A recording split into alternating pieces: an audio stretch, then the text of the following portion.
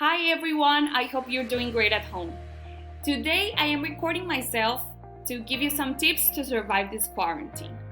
I believe the best way to get through this situation successfully is to keep ourselves busy. So, first of all, you should keep calm and watch your favorite series on Netflix or that series you've always wanted to finish watching. You should also cook something for your family. I think it's a nice detail and you can also use that to spend quality time with them. You should practice some yoga or work out at home because you have no excuses now and you have plenty of time.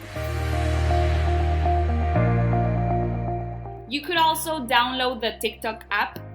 It is really fun and entertaining.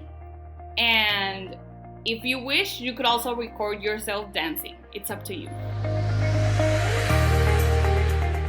And last but not least, you could even learn or try a new hobby like drawing, painting, or reading. So you decide. And I hope these tips were useful for you.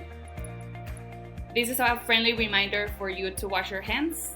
So bye, see you next time.